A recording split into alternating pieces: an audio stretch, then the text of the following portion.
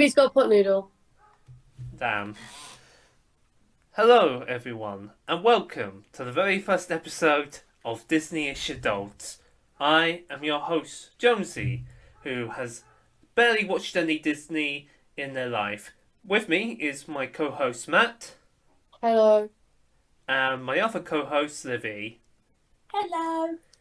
And yeah, this is a podcast where we are going to go through all the Disney and Pixar films in chronological order because like I said, I barely watched any. And Matt, Livy, do you want to give me your Disney histories? I grew up kind of middle of the road Disney. I know a lot about it, but and I've seen a lot of the films as a kid, and I know more about when it comes to Disney, like the theme park and like corporate side of it. But the film wise, I'd say I'm just like a normie Disney fan, to be honest. That's fair. How about you, Liv? I was obsessed as a child.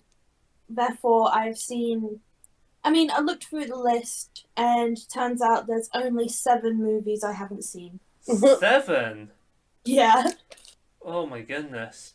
Can we do spoilers and find out that's 7? Because I'm curious. Oh, I'll have to find it. If you send the list to Livy, we'll look on Livy's phone then. Yeah. Okay, I'll do that just now. Right, so I haven't seen Make Mine Music. Me neither. I haven't seen The Adventures of Ichabod and Mr. Toad. Okay. I have not seen Bed Knobs and Broomstick. Really? That's one I've No. actually seen. It's like I think you'll like most it. people know about it, and I know about it, but I haven't seen it. Fair. Believe it or not, I've never seen Peach Dragon. Ugh. Fair. I don't remember The Rescuers Down Under. Oh, class films. Is that the mice? Mm-hmm. Okay, so I have seen it, so it's 6 I haven't seen. I haven't seen the 2000 Fantasia. I've never Fair. seen any Fantasia. They're crazy. We should do. I should smoke weed before. The earliest one's fucking crazy. Mm-hmm. I don't know if I've seen A Christmas Carol. I have. We watched the Disney version of it, like the Christmas. Is it the Christmas characters version, the Disney characters version, Jones? No, this Christmas Carol I got on the list is the weird Robert Zemeckis, Jim Carrey 3D one. No, we haven't seen that one. On last Christmas, me and Livy watched the Disney one. With like Scrooge McDuck and Donald and stuff. That's a good one. I remember because most of my Disney memories come from watching, I did watch some of the Donald Duck and Mickey Mouse shorts at my nan's house. Yeah. On VHS, and that was on there, so I do remember. I have seen that one a few times.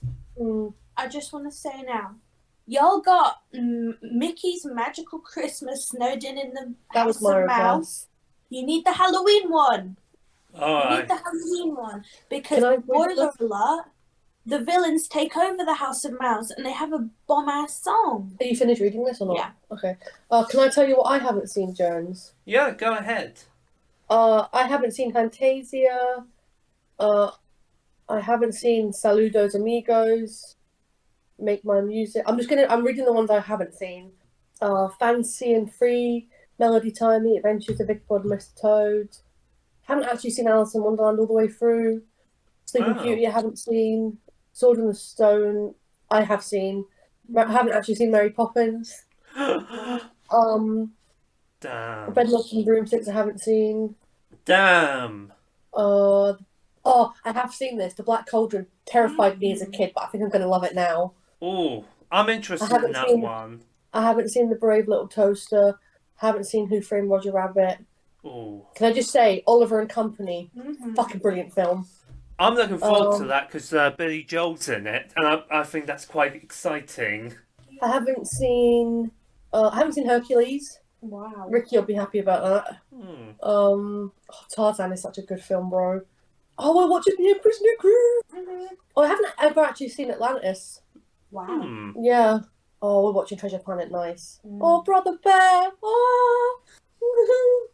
See, these are all the ones that I've seen. Literally, there's not one here. Christmas Carol I haven't seen. I haven't seen the Tinkerbell one. Watching the Tinkerbell movies? Yes. Nice. Yeah. Um, Livy's request.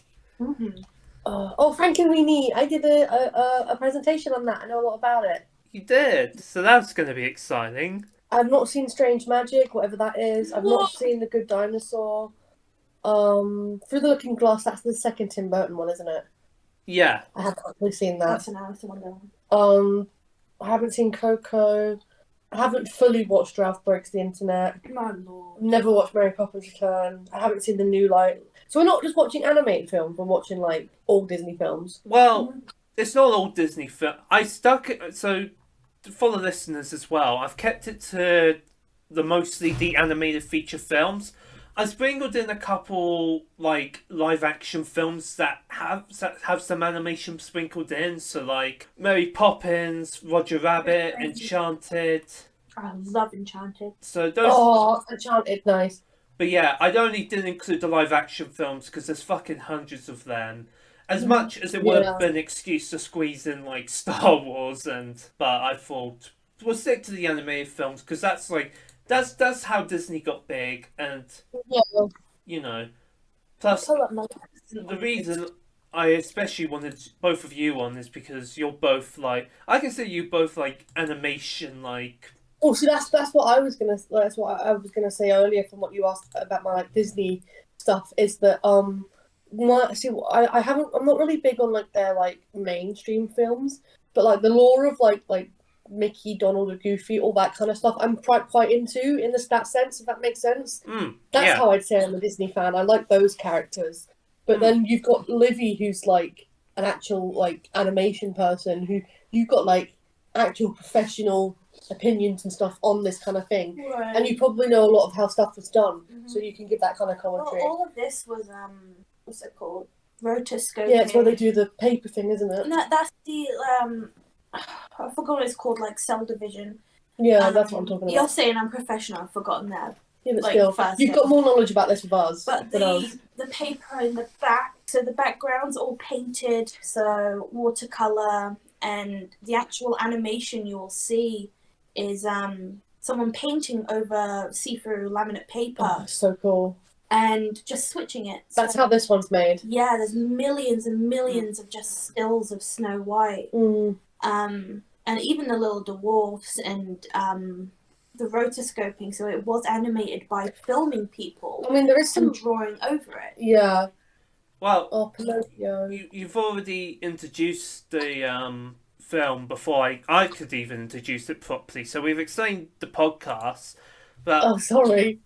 No, you're okay. Let's actually talk about what film we're actually watching today. So I got my big introduction here. We are watching Snow White and the Seven Dwarfs, released in 1937. It's directed by David Hahn, Percy Pierce, William Cottrell, Larry Morey, Wilfred Jackson, and Ben Sharpstein, with the story written by Ted Sears, Richard Creedon, Otto England, Dick Rickard, El Hurd, Meryl Demaris, Dorothy Ann Blank, and Red Smith. It's based on Snow White by the Grimm's Brothers, the old fairy tale. The film stars Adriana Caselotti as Snow White, Lucille Laverne as the Queen, Roy Atwell as Doc, Pinto Colvig as Grumpy, Otis Harlan as Happy, Scotty Matthew as Bashful, Billy Gilbert as Sneezy, Jimmy McDonald as Dopey, Harry Stockwell as the Prince, and Moroni Olsen as the Magic Mirror. It also features music and lyrics by Jay Blackton and Joe Cook.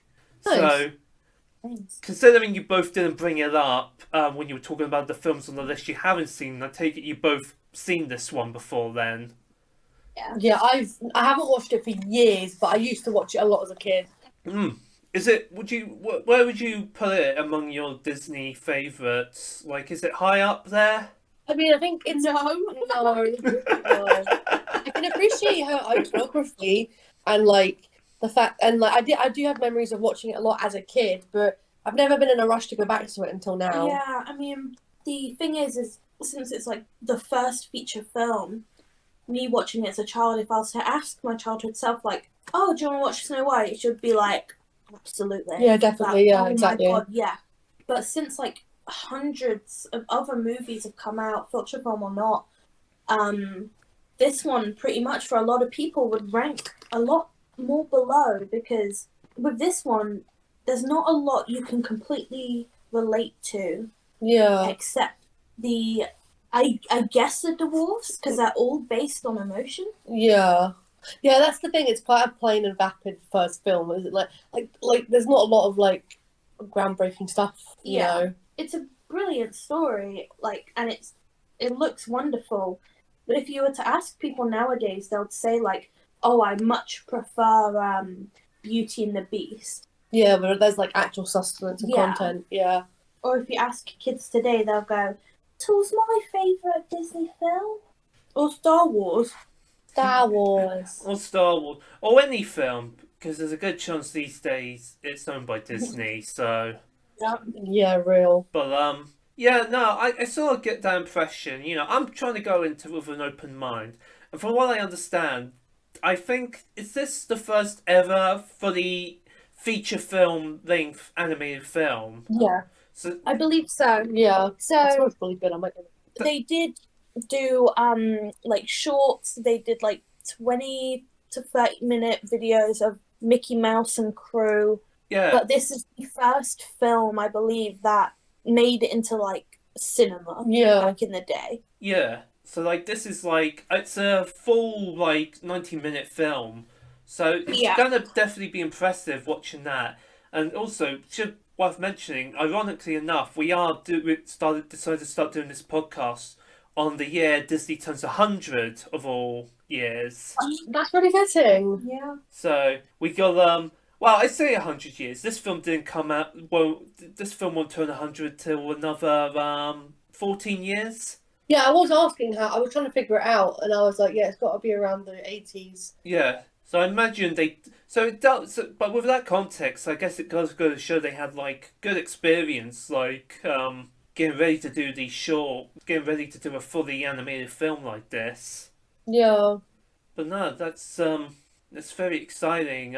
Would you say your whole experience with Snow White is just tied to the Disney film, the story of it? Yeah, I'm trying to think if there's any. No, I haven't read the original either. So I have the original, but eons ago, you know. So because I have only two former inquiries with this story before watching this film. One of this, and Matt can attest to this. We had to do pantomimes in Oh no, I remember. in a year 10 drama GCSE drama course, and I was put in the pantomime to do Snow White because I was in the biggest group. I played Happy the Dwarf and have nothing but bad memories of that production.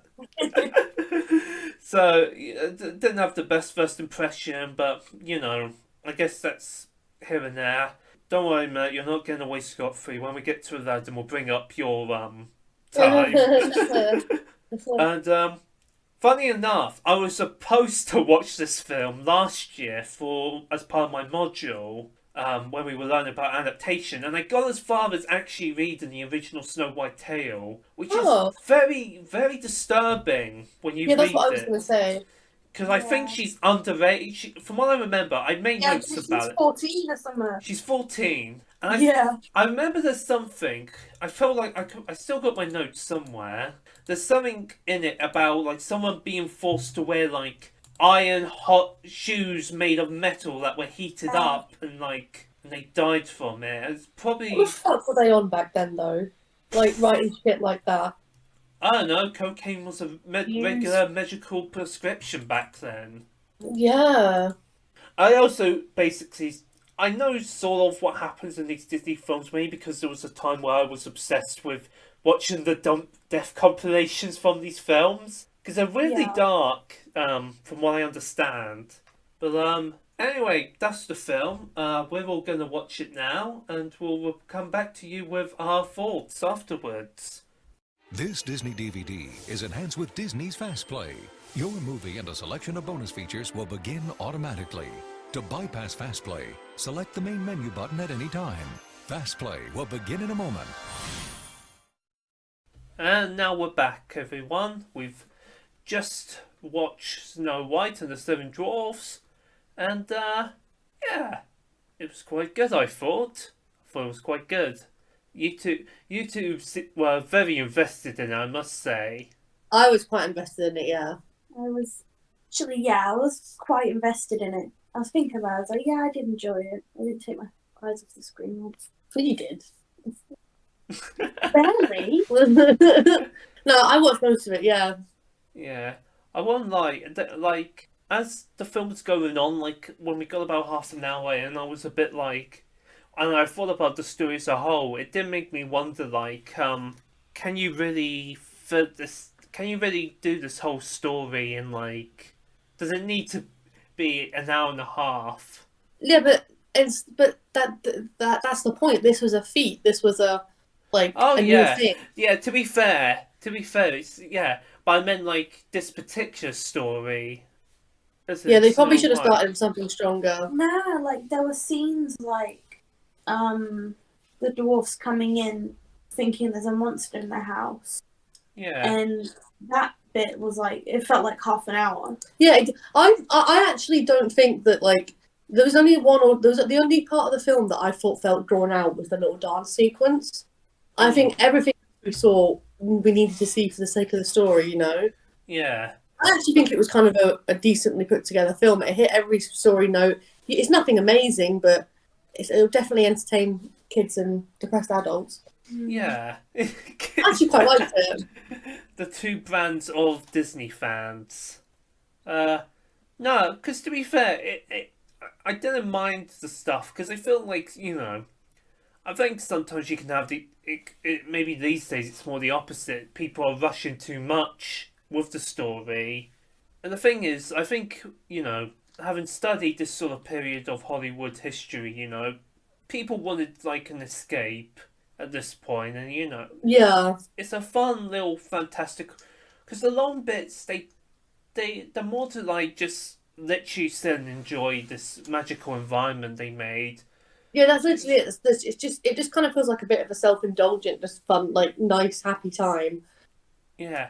Like we were saying throughout, one thing we'll say for a start is the animation is really good and it holds up very well. Yeah, it does hold up really well. It is so nice and fluid, and like, you know, as a 2023 audience, it's impressive. So you gotta imagine what people in the 30s thought when they first watched this film. Mm. I liked how it opened and it started and ended with like a storybook. I thought that was just a nice little touch to it. Just like Shrek. Yeah, Shrek does that. My goodness. Yeah. Well, let's go through, like, let's, you know, talk about the sort of characters. You know, we got Snow White, the first ever Disney princess. You know, So, how are we liking her on the Disney I liked her. princess scale? I found her quite likable. Maybe a bit like I don't know how old she's supposed to be, but she seemed a bit too, like, I don't know, maybe they were more whimsical back then, but yeah. Yeah, I thought she was quite nice. She was very pleasant in that, but she didn't feel like the strongest character. For me, I won't say this, jump into another character, the weakest aspect of the film is definitely the prince. 100%. There was barely, like, they act like there's a big romance, but it was barely established. I think he must have had like 2 minutes of total screen time. If that. Yeah, barely. I know that's one thing about the old Disney prince. People say is that the princes have no personality, and I felt that in this film. He just shows up, he sings. Snow White literally runs away from him, like when she first meets him. It's like the huntsman, I thought, was a more likable character than him. Yeah, I agree. I actually quite like the huntsman. He's a genuine guy. He's a genuine, compassionate guy. But yeah, I think it's just the romance is just a bit. It's not. And I think great, the fact like, that it kept coming back to the romance that's what made it feel a bit like, I don't know. Yeah, Do you have any thoughts, Livy? On the prince, like the romance with the prince, is that what I'm focusing? Yeah. Yeah. Or Snow White in general. What is anything about the film? What did you write down? I only wrote down one thing. I wrote down the forest coming to life could be a way of showing Snow White's innocence and childish mind. It could show that something not so scary like trees could possibly come to harm her due to the fear of being harmed by her stepmother. That's a really good read. Yeah, I saw it's very. I didn't take that forest being quite literal. It did seem like all in her No, mind. it seemed like she was just seeing it. Yeah. Yeah, an expression of like the panic you were, because yeah, girl's just been living a normal life, and suddenly like this husband takes her in and he's like, your stepmom wants to kill you. You better go run. And then one of my favorite things as well, going through the film, I think my favorite bit of the film was the animals. Yeah, same, 100%. They're so well animated. They're given such personality. Like I think that's the thing that makes this incredible, especially as like the first feature animated film. They add so much detail and personality when in areas they probably didn't need to. Literally. And what I was thinking of was like, even like the bed frames in the house all had very tiny details on them and stuff like that. Like, there was a lot of attention paid to this film, you know? Yeah, it really felt like for this film, they with the animation, they didn't half-ass it. They really, if they were gonna go for the effort of making this the first ever for the featured animated film, they packed it with detail. What do you think? I'm just annoyed that Snow White got 5 fingers and a dwarf's got 4. Oh, I didn't notice that. No, did I? I did notice the humans. I don't know. I think it's a mixed bag with the humans. I think they did look a bit uncanny valley, but as like we said, it was like traditional rotoscoping, so that's quite hard to make look. Yeah, I mean, so Snow White, the prince, and the evil queen before she turned into the peddler, they were rotoscoped, meaning like there was video footage of people walking around doing these actions. So maybe somebody like on the crew was recorded and then it's just drawn over. So she looked very fluid when she was dancing because each single movement that the human did was redrew. Drawn over. Yeah. That's so impressive. But with the dwarfs, the animals, the peddler version of the evil queen, they were all just drawn on. They were drawn normally, you know. They were made. They were character designed. It wasn't drawn over at all, you know. Yeah. Can we talk about the fact? Oh, go on. Oh, I was gonna say, I think because like the humans but yeah, that explains it. Because I did find like the dwarfs looked a lot better. Or they looked a lot more natural than like any of the human characters did. Yeah, what were you going to say, Can we just talk about how the turtle had more screen time than the prince? I love that turtle. Me too. I love it. The poor guy. I was rooting for him every time. He was like, he finally got up the stairs, and like everyone's leaving. They're all rushing, and nobody helps him. That's the bit that gets me. You know, Snow White. She cares for the animals, but she didn't look at this turtle and think, "Come on, mate, they'll give you a lift up." Justice for the little turtle. Poor little guy. Poor little What turtle. else did you write down? And when he was being jacked off in the pond. Oh, yeah! I mean, man may not be helped, but he gets bitches. He certainly does. He certainly does. Oh, yeah, this is an animation thing. The bit that immediately, this is one quick bit of animation, though, from right at the beginning. It's the view from, like, down the well when you're looking up at Snow White. Yeah. Yeah. That water looked really realistic. Really, I don't remember if that was in The original. like VHS version. I see. So this is a remaster, isn't it? I don't know Oh, if it's okay. completely remastered, but remastered to a point where the quality is really good, and because it like on the screen it doesn't look like it's VHS at all. No, it doesn't look This is like... probably a digitally enhanced It's probably version. been enhanced. Yeah, like it looks. It doesn't. I mean, it doesn't look like something that came out now, but it doesn't look like they've restored it so like it still looks decent to this time. I think it looks good, personally. Yeah. Oh yeah, like yeah. Just because it's aged, but it's aged well. It still looks very solid. Mm. But we got other characters to talk about. We got to talk about the titular Seven Dwarfs. And Grumpy. And Grumpy. You were both very affectionate. Do we? I think we decided on what dwarfs we are. I think I'm Livy's- CP. Yeah, you're Sleepy. Livy's Grumpy. Mm-hmm. And did I sell her one?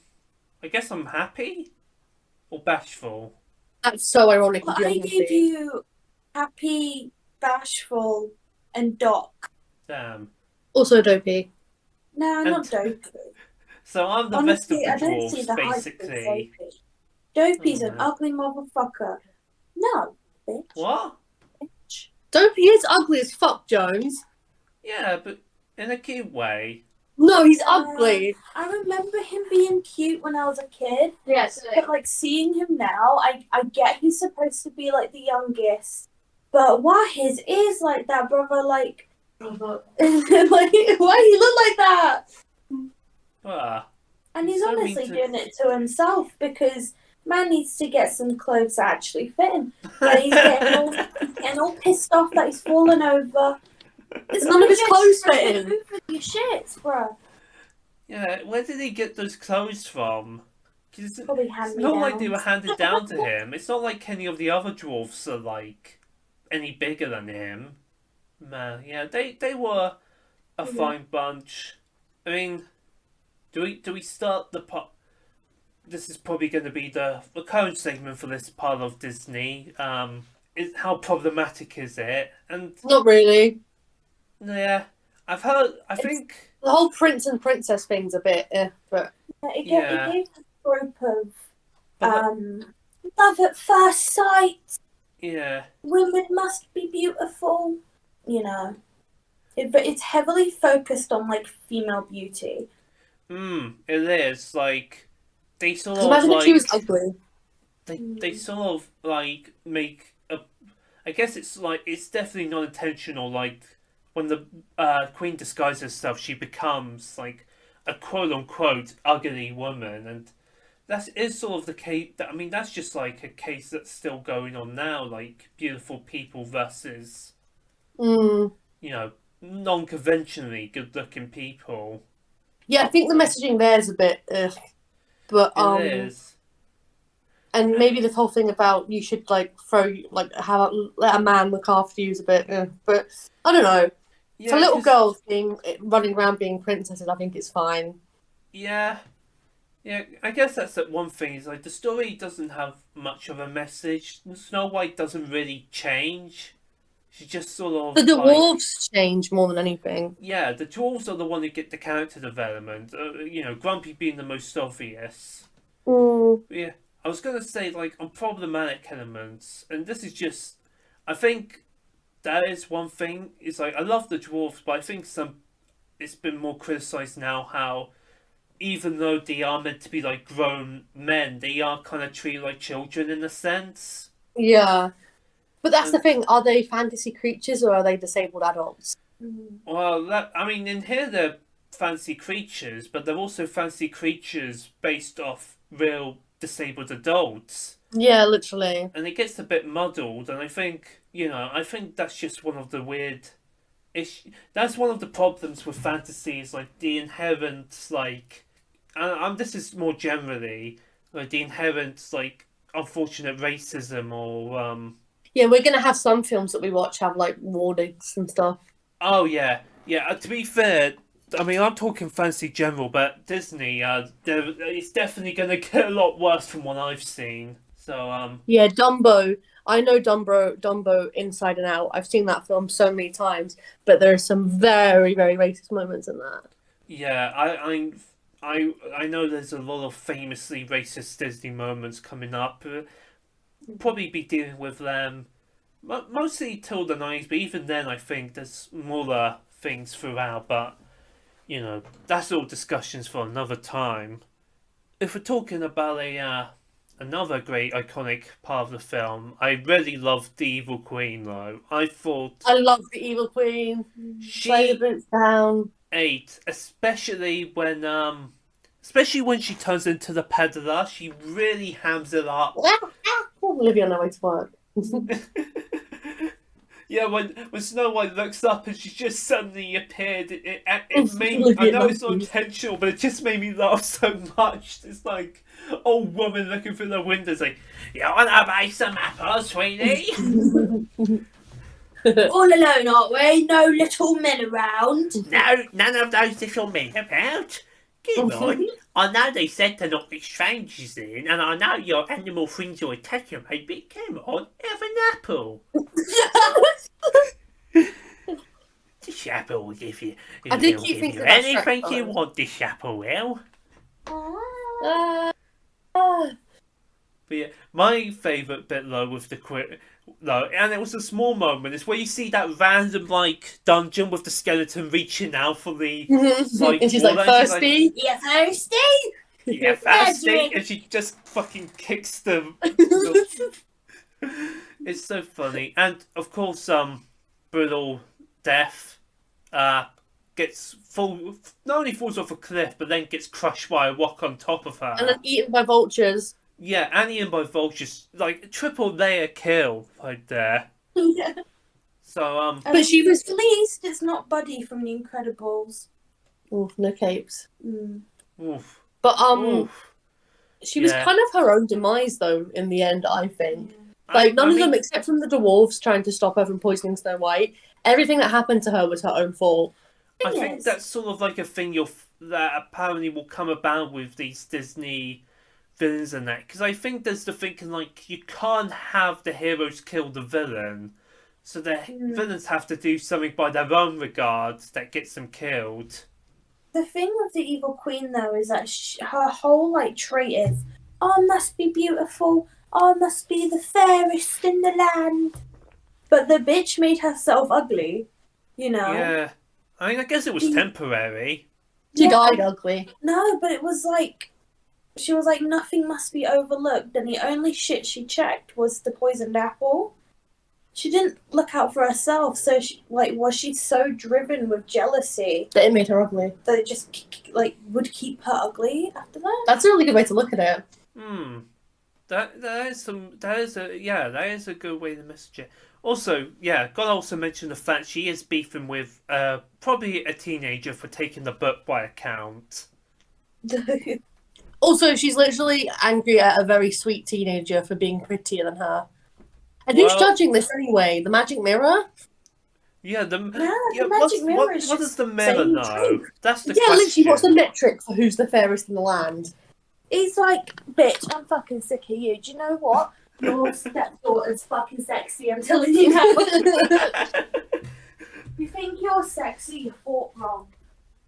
I was also, when the magic mirror first appeared, I don't know what, I should have known better, but I was fully expecting him to be 3D like the one in Shrek. Yeah, I was expecting him to be 3D like the Shrek one. I was gonna do him to start doing like, and now for Farland Idol. Oh my goodness. Livy's just going into the kitchen, I don't know what she's doing. Bruh. In the middle of a podcast? I think she's making a drink. Bruh. Nah. Anyway, Evil Queen being a grown adult trying to fuck with, trying to cause some beef with a teenager. Well, isn't that just chronically online millennials these days? Deadass. I mean, there's a Snow White remake. Speaking of remakes, this is another new section. I'm gonna add in at the beginning. especially while we're covering these more classic Disney films, has it been remade yet? Yes, no, but it's in the works. It is. There is a remake in the works with Greta Gerwig. I know Greta Gerwig's writing it, so that's quite exciting. Yeah. Make sure to get your tickets for Barbieheimer, people listening, if this comes out just in time. And I know Rachel Zegler of I think she's starring now, and I think it's filming at the moment. I don't know if anyone else has been cast, but that's why I brought up the Jaws thing, because I remember Peter Dinklage got interviewed about this being remade, and I can't remember his exact words, but I know he was genuinely. No, I was going to bring that up too. Yeah, he was very pissed off at the idea of it. So, yeah, what other notes have I got? I wrote mammals the fucking dove because the prince kisses the dove at one point. Disney animals. The animals were so good. They're my favourite part. They're so good. They're so cute. And the fact they also takes notes. They always say, "Can I find somewhere to live?" And they're like, "Well, these people live there. I'm sure they won't mind." I'm sure we won't mind. I just didn't like the fact that she left them at the end. Yeah, why? I don't know. I mean, at least I probably understand it, because that's the dwarf's home. That's that's their work. So here's a question: what are they doing with all those jewels and that? They're just putting them in a vault. I guess that's just what they do. What do you think, Liv? Not really. It was just how I remember it. Yeah, same. Pretty middle of the road, I'd say. Yeah, I was not bad, but not amazing. I was pleasantly happy with it, Yeah, it's definitely watchable. Yeah, it's certainly watchable, and if you put it on for these days for a kid, I reckon they wouldn't mind it. It's not actively harmful. It's quite a good watch. I don't know if I'll be in any rush to watch it again, but no, me neither. Yeah, it's a fine enough film. I'm glad I've watched it as an adult. Yeah, I imagine it was nice for you two to revisit it. Yeah, it was. Yeah, there was a few bits in it, like the bit where she's singing at the what's it called? The well at the start. I was like, yes. It proper send you back. There's going to be some films. It's going to won't be till the 90s at least till I get to feel some of that. Sadly, but no, it was a fine film. Do we want to give it a number score? I'm not. Yeah, Jones, what do you want to give it out of 5? Out of 5. So this is basically my Letterboxd rating. I'd probably give it a 3 out of 5. What about you, Liv? 2. I gave it a 3.5. What did Liv say? 2. 2. Oh, that's fair enough. That is fair enough. I think it gets an extra, at least half a star for being the first. Yeah. You gotta give it credit where it's due. But something has to go first. Yeah.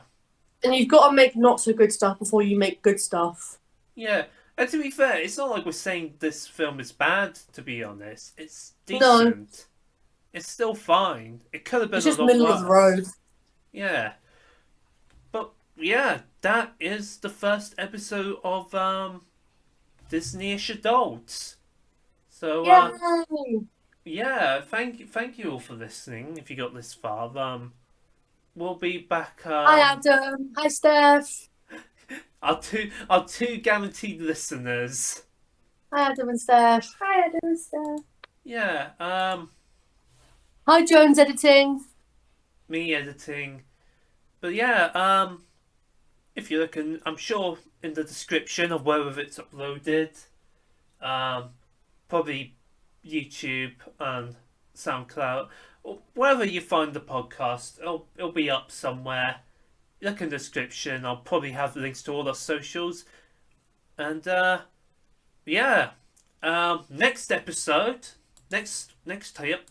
next week, it is Pinocchio. How are we feeling about Pinocchio, lads? I'm interested in this one. I know who your favourite character is going to be. Oh my goodness, I'm excited. Jiminy Cricket. Jiminy Cricket. We'll see. But I am excited for it. Anyway, goodbye. Bye. Bye.